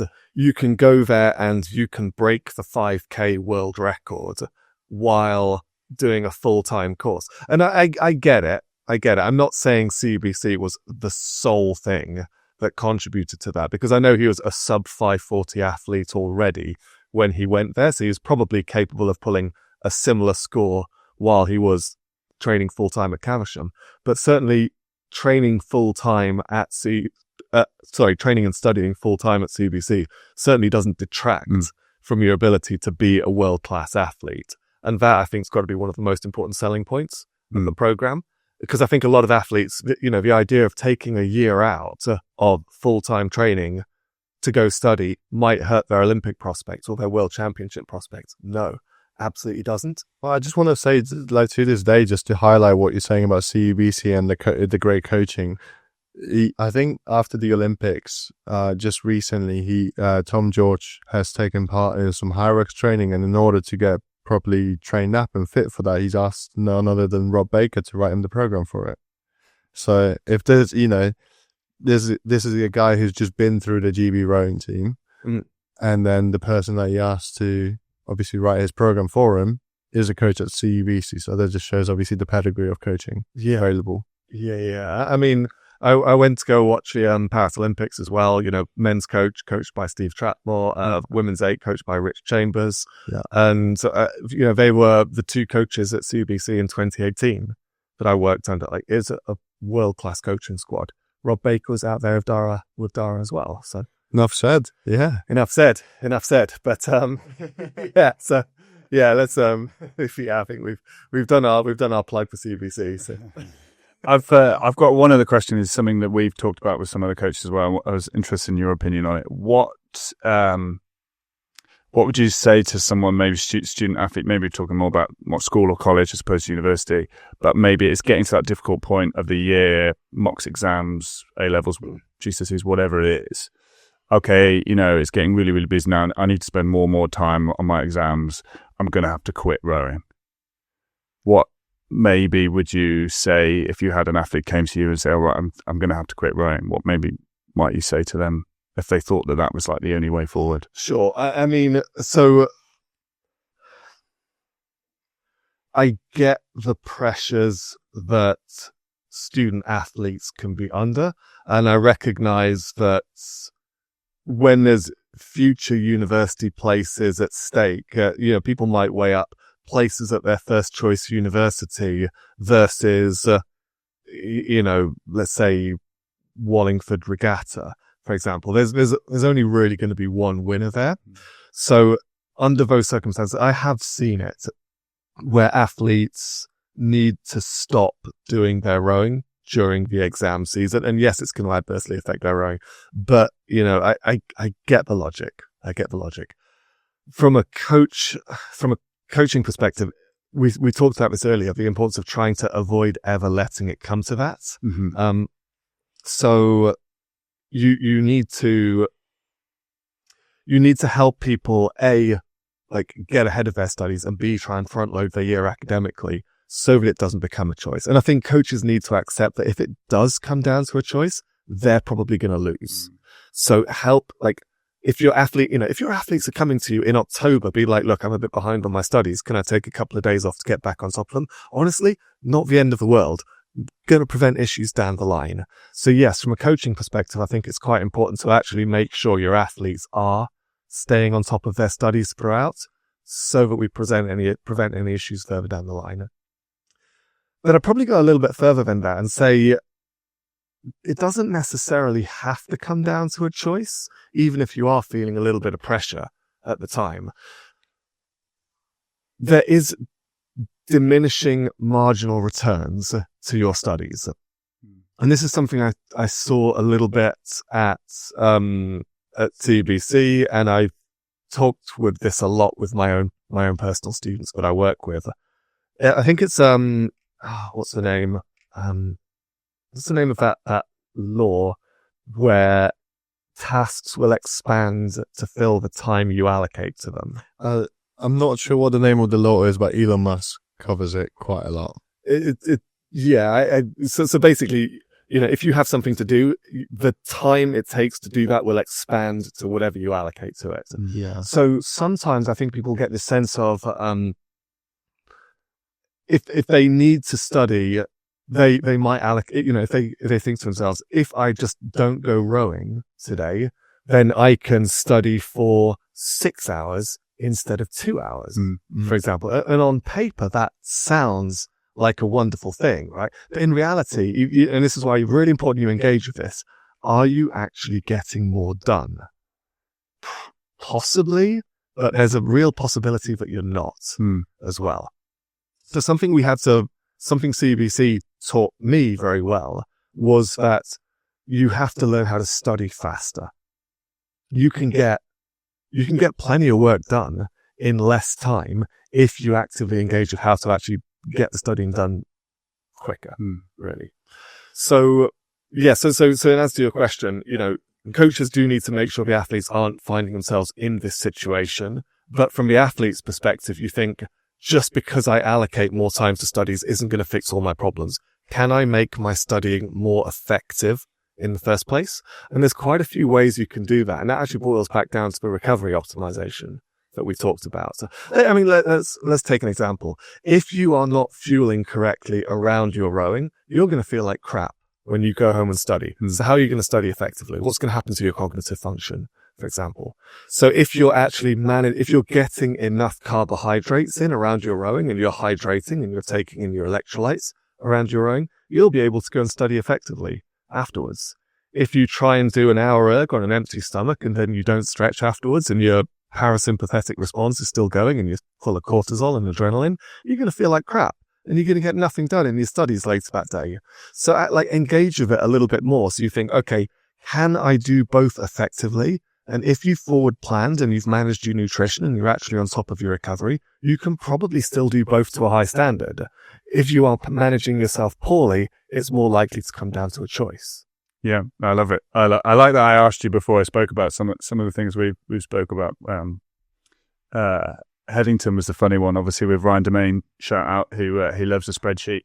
It was telling us at a time when one of the teachers was saying, the teacher or parent had said, like, they need to quit rowing, and he went back to the spreadsheets and he's really like put the work in and looked at athletes that had quit and athletes that hadn't, and saw that, like, on average it was a negative impact. I think maybe some of that's to do with the fact that what you're talking about, definitely, but just I remember from my perspective, like you said, I've got to study for the whole day. If I get up and do some exercise first, I feel so much more ready to go and study. And there's a limit to how much, I had this with someone I mentor. I don't think I have time to row at the moment. I need to do more studying. I'm like, okay, well, you're doing school as well. So, like, how many hours a day can you really, like, if say we take it out completely, how many of all of those hours you now have free would you still study? And we discussed it and we got a little bit down into it. A lot of it actually was to do with, there was like kind of a annoying gap between school and when rowing started. Wasn't really enough to do anything, but there was sort of like hanging around, kicking your feet, waiting for other people to turn up. This whole classic thing of you get down to the rowing club, you wait half an hour and then you find out what you're doing. And then by the time you get home, you're like, Jesus, I've only done an hour of exercise, but it's taken me this long. So we sort of thought, okay, well, what about if we, go straight from school to the gym, you do your session on your own in the gym that you need to do, then you go home and then you study. You can get a lot of that time down. You can still find the space to do the exercise, and then there's still more time to study as well. And ultimately, I think any coach that would have an issue with that would not be a very good coach. If you go to coach, say, look, I don't have this time doing. I want to keep training. I don't have enough time to come to the session every single evening. I can get the session done if I do it on my own. Blah blah blah. I'd be like, great. Here's an athlete who's sorting themselves out, who's maintaining their training. Sounds great. Let them get on with it. Obviously, I'd want to see the scores and stuff like that. Keep an eye on things. But I think that's a really important point in terms of like how much time can you actually study. I think you made some really good points as well. But yeah, and to add to what you're saying, obviously rowing necessarily isn't always the devil, because it's a great eliminator of distractions, because you already have to eliminate so much in order just to be able to continue with the sport with its crazy demands, that just on that merit alone is probably a very good filter of the things that you shouldn't be doing, which are big time wasters that can possibly help you still be way more sharper for the study. Just to squeeze out a little bit more CBC plugs. I feel like we haven't quite got enough ad segment. Other universities are available. Treat us, David. Treat us. So I believe if I've got this right, I think I'm referring to the year that I was there, to 2018-2019 season. And I believe that the numbers are sort of fairly consistent on this one. The university rowing team scores, in terms of their final exams, scores about 7% above the university average across the year. Yeah. That's interesting. And I feel like it's not massively spoke about.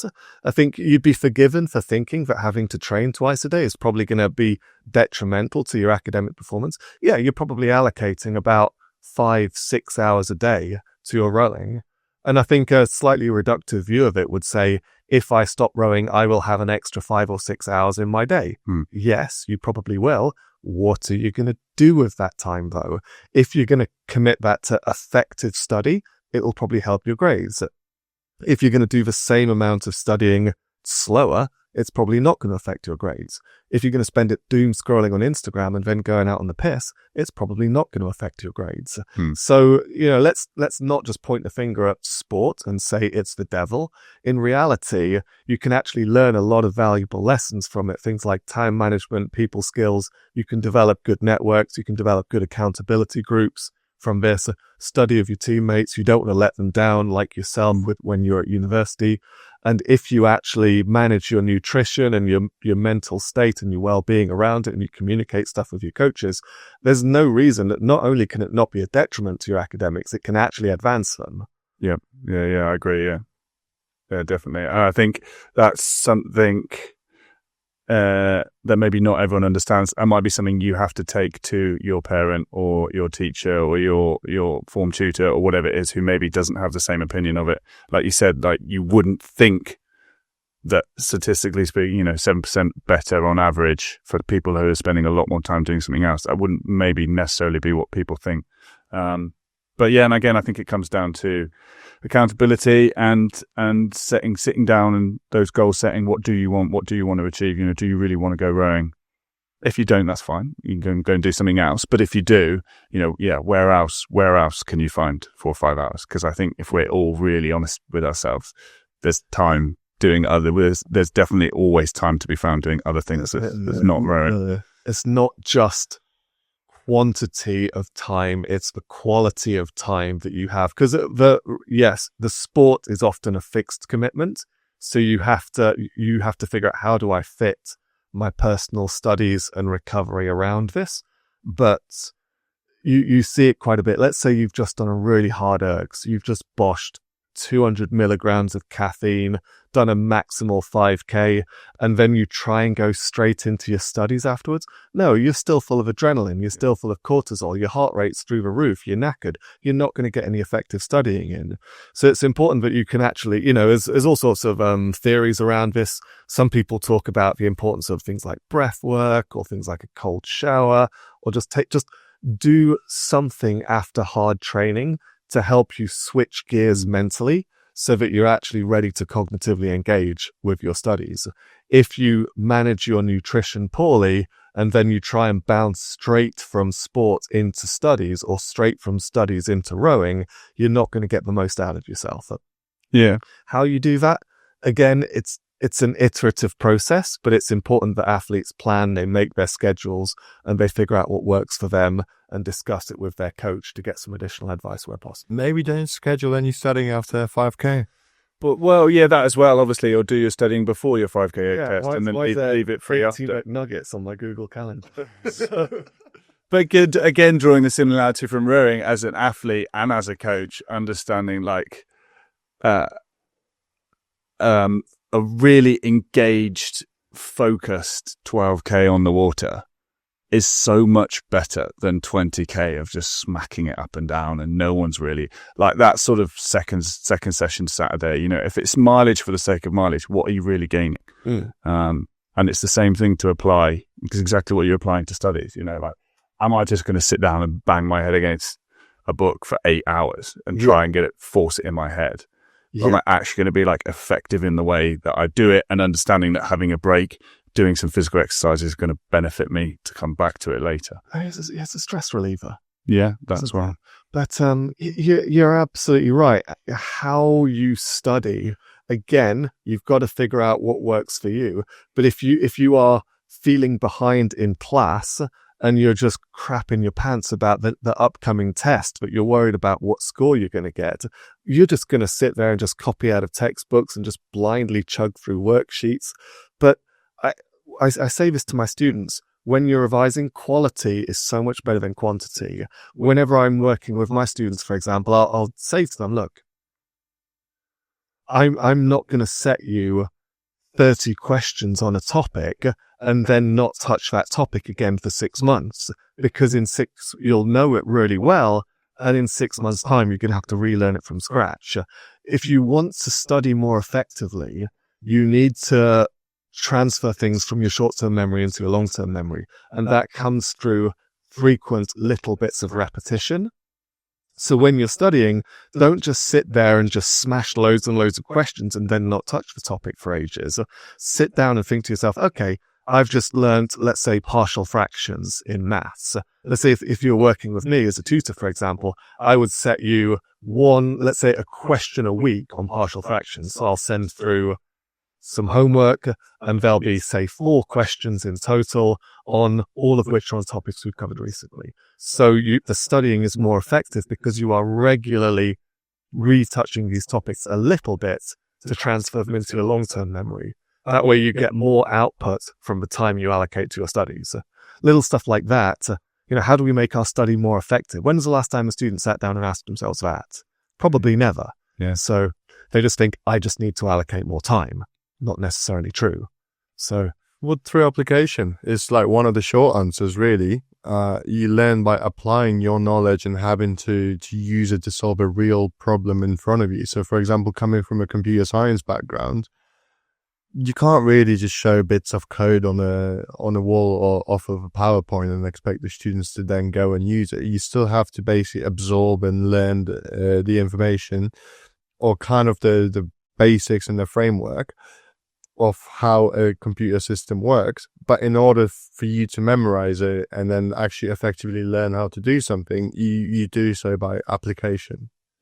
So sometimes maybe some other teaching methods. This is becoming more of a revision podcast at the moment. But I mean, we said we wanted it to be relevant to student athletes. Yeah. So we've certainly covered the athlete side of the things. Let's cover the student side of things. Yeah, absolutely. I mean, so maybe not always just questions and I don't personally like school just to be like a test of memory. Like, how well can you memorize this? Like, can you use it outside of the study, like in the real life example? So, for example, to me, it comes down to this: like, if the best way for me personally to have learned was just to go straight into applying, and then I can always just, even from knowing how I've applied it, I can then deduce sort of like the theory and then answer the questions by molding it around a different scenario.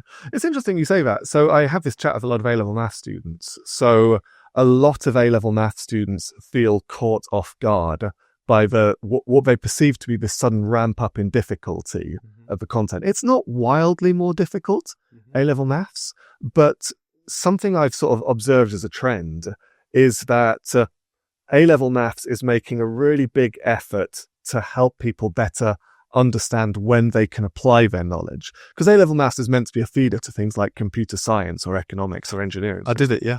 Yeah. So the questions are deliberately set up to be quite vague. So not only do you have to demonstrate knowledge of a formula and work it through, you also have to sit down and think, okay, under what circumstances can I use those formulas? Oh, I recognize that situation. Now I can use this particular formula. So they're testing your ability to apply. Whereas you look at GCSE math in comparison, it has a real tendency of spelling out what skill they want you to use. You might see a question that says something like, there'll be a picture of a right angle triangle. It'll say, using Pythagoras' theorem, solve the missing sign. I think, well, yeah, they've just got to write down a squared plus b squared equals c squared, plug the numbers in. They're not looking out for anything. Yeah. So if you want to make your study of things like, I cover maths and economics, but I'd imagine this is relevant for all subjects. A trap that people sometimes fall into is that, let's say you want to revise, trig identities, for example. I won't go into any sort of specific math here, but people might open a textbook and go to that particular chapter, or they'll go to a worksheet that's entirely on that topic. And then there's no application skills being developed because you know that every single question is going to be on the same topic every single time. So you may get really good at that particular skill, but because you don't develop how to apply it, your revision's ineffective. So it's quite important that if you are doing a subject where application is more important, and that's a skill they want to assess, you have to actually factor that into your revision. Otherwise, your revision's not going to be as productive as it could be. And that's when you start to get the undue stress further down the line of your rowing, and you're having to make the choice between rowing and academics, for example. Yeah, I felt like physics didn't really do a great job of that, which is why I didn't really enjoy it as a subject during A-level. Like, I thought maths was laid out way better than physics in that regard. What you were saying earlier about making it enjoyable, and then you can make it applicable. And how many times you've heard, when am I going to use this in real life? Like, okay, here's somewhere where you can use it in real life. Yeah. But also, engaging someone in a way that actually makes I can't remember who I was talking to. It was, I think, about talking about their driving theory test, where they're like, I didn't actually learn any of the theory. I just did like pattern recognition on the questions. So it just worked out literally like, oh yeah, I know on this question that the long answer is the, and then they're like, wow, okay, it's like, we're not actually getting anywhere here. Like, you can pass the test. What you want on the roads. Yeah. You can pass the test by just specifically learning it that way, but you've not actually I've done got any of the information. Like, we spoke about this earlier. Removal, when we remove sort of major distractions like your phone or your Netflix, all of a sudden, learning does actually seem like the most interesting option available to us. And a lot of the time, I think sometimes people mistake a subject being unenjoyable for just grades-related pressures. So if you're just thinking about getting the marks, you're not actively finding any sort of entertainment or enjoyment from the subject. And that's why we talk about things like 3 Blue, 1 Brown or Brilliant.com, for example. Again, not adverts, but just learning for the sake of learning and just act like finding some enjoyment of it, and doing so in a situation where you think, this is not for the sake of a grade. For example, I'm just doing this because it's cool and because it's interesting. Mm-hmm. All of a sudden, the enjoyment improves. That has a knock-on effect on the motivation. The motivation leads to better learning outcomes. And then you start to remove some stress from your sporting endeavors as well. So yeah, there's so, we've touched a lot on how we can optimize our physical processes, but yeah, there's so many important questions that can be asked about optimizing your learning process as well. But I think a lot of students would benefit from engaging with a little bit more regularly. Mm-hmm. So I'll just, circling back to rowing, I'll happily ask a question of how, as an athlete, should you be dealing with perhaps a coach who's not necessarily very interested in your academic success, that you have to work with, and this is what you've got in front of you? How do you sort of navigate that scenario?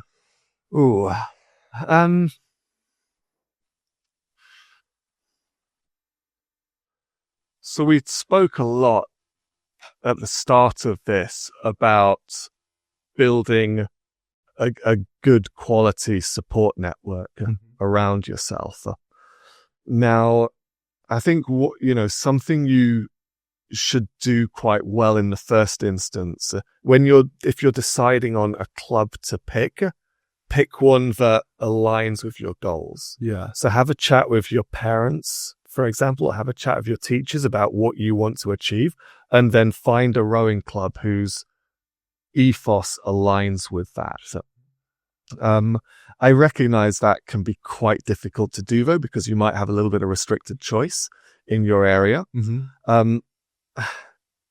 But you want to make the most well-informed choice there. Pick the club where there's going to be some sort of understanding from the coach if you can. But if you can't, if you have to be in that environment with that particular coach, I get it. I don't mean to sound like I'm sort of pointing the fingers and being hostile towards coaches here. Not at all. They've got a job to do, but again, put some of the ownership on yourself here. Don't be too quick to just point the fingers at your teachers or point the fingers at your coach, because ultimately they've got jobs to do. They've got bills to pay. They've got metrics that they're being assessed by. So take the ownership on yourself to the best of your ability and try and avoid ever letting it come down to a choice. You might find yourself working with a coach that isn't particularly sympathetic to your academics. And yeah, that sucks, but it is what it is, Deal with it. Make sure it doesn't come down to a choice. Do all the things that we've been talking about for the last however long we've been going now, and make sure that if you are managing yourself well, you should be able to perform well in both simultaneously and avoid this potential fallout. Maybe this is exactly what you need in order to excel, because sometimes you just need that little bit of adversity to like push yourself beyond what you thought you were capable of achieving. And I just wanted to sort of put forward Tom's bit of advice that he got when he was in the team, which is, no one's ever going to look out for you in the same way that you're going to have to look out for yourself in this team. Because if you're in the system, then just remember that like you're only your priority. No one else is going to like prioritize you. So perhaps use this as an opportunity to like get the most out of the situation that you're in. I know this sounds really vague, but I get completely what you mean. I think it's probably a little bit different when you're looking at it through the sense of GB rowing, for example, because that is an absolute just conveyor belt of athletes coming in. If somebody is struggling because their academics are getting in the way of training, or if someone is struggling because they get injured, you've got hundreds of other athletes waiting to take their place. So it's probably a little bit less of a sort of consideration down there, but certainly if you're at let's say a junior rowing club, like Henley, for example, we don't have an infinite conveyor belt of athletes coming towards us. So in those situations, I would recommend to coaches that they are a little bit more sympathetic to athletes' potential stresses. Again, above all else, I'll reiterate that it's kind of up to the athletes to make sure that it never comes down to a choice. But as a coach of a small club that has a finite number of athletes, you don't want to be putting people in a situation where it comes down to a choice, because you're probably going to lose it. And that's bad for you as a coach. So do the best you can. Make sure you're educating your athletes on how to navigate these as well as possible. Try to avoid it ever becoming an issue. Yeah, don't go with the ultimatum. I mean, I think the support network thing, you can't always get everything from everyone. So maybe if you don't have a coach that wants to talk about academics or is too busy because they've got a squad that's enormous and a million things to do, maybe look for someone else, different tutor, maybe someone a couple of years above you in the squad that's done what you're doing. There are other people you can get advice from. Definitely take ownership and work hard to, like you said, make sure that you're doing your best to not let these things get out of hand. But also I would say, like, ultimately, generally, I speak to people certainly once they've got a bit of that obsession or they really want to be in rowing. Generally, we always know, if you really ask yourself, you don't need to ask your coach if you can have the session off or not. If you really ask, do I really need to do this? Is there absolutely no way I could get this session done? Generally, I think, and I think like have a bit of conviction in your own ability to know that. And I think quite often you'll be able to ask your own question. And as a coach, quite often when people ask you questions, ultimately all you really do is make them realize that they already have the answer. Like most people have the answer.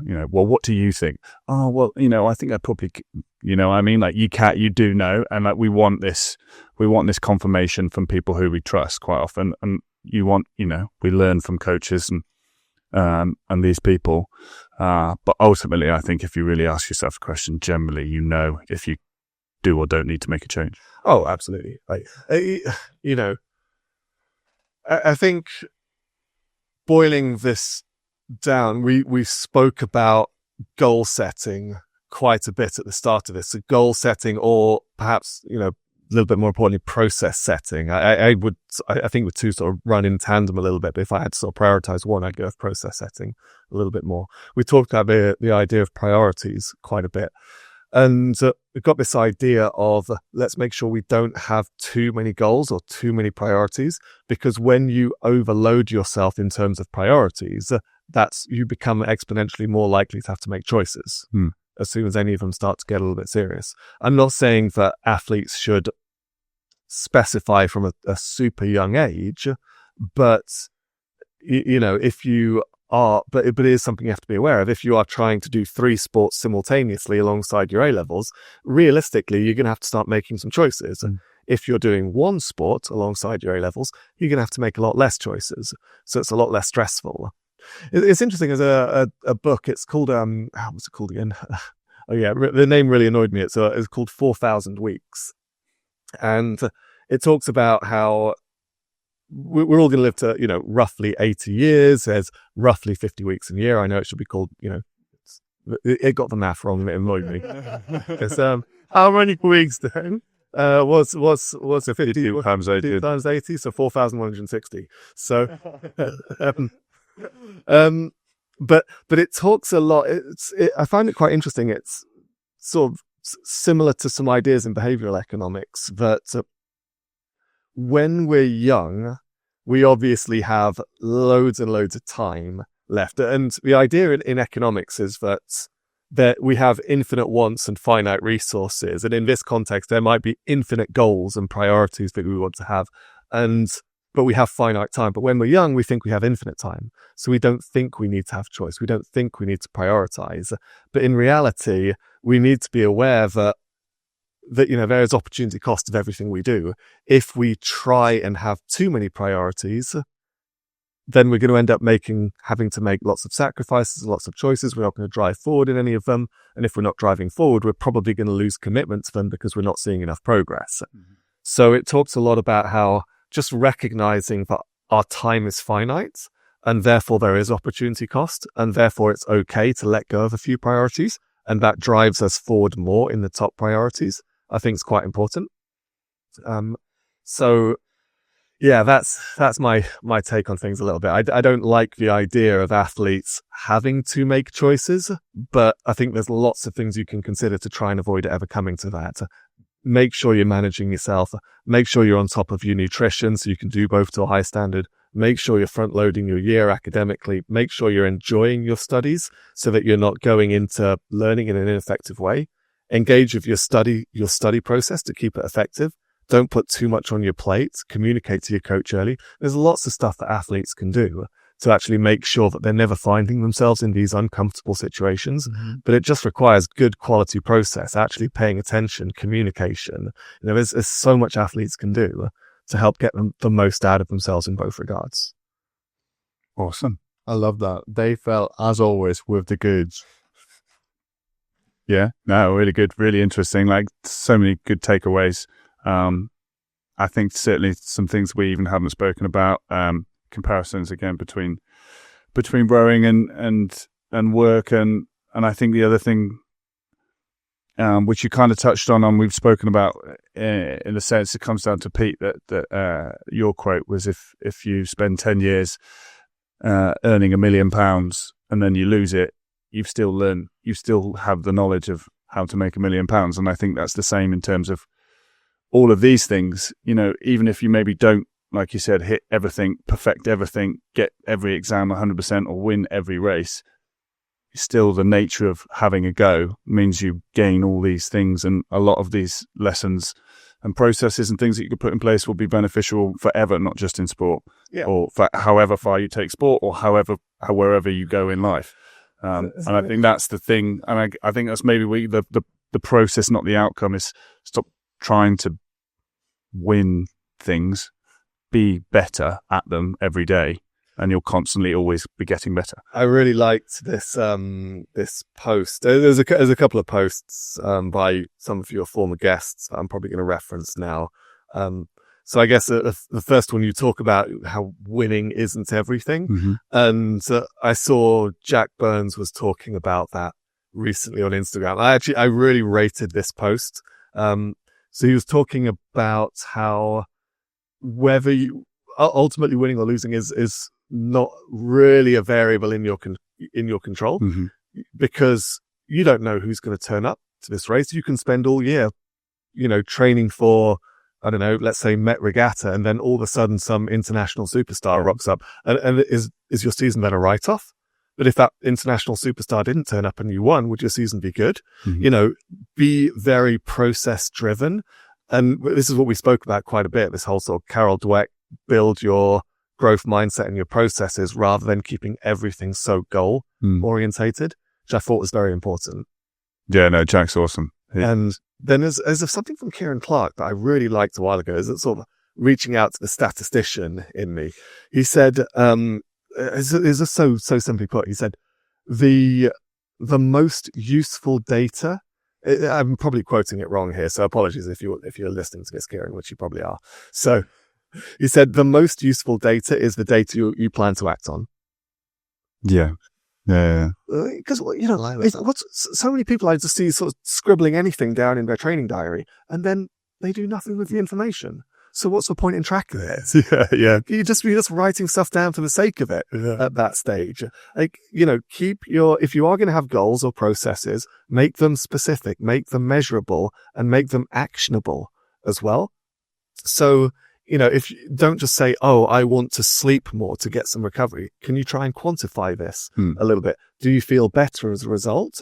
So something that can be quite useful for younger athletes. I think a lot of younger athletes don't necessarily do this. I know a lot of the people at Henley Rowing Club I work with don't, and probably should. Hint. Not throwing shade. No shade thrown. Keep a training diary. Chat to your coach, chat to your parents, figure out what metrics or goals or processes are important to you, and use your training diary as a little bit of a habit tracker and a way of seeing, okay, am I actually seeing progress? If you want to bring your UT2 down, keep that in your training diary and watch the splits come down week on week.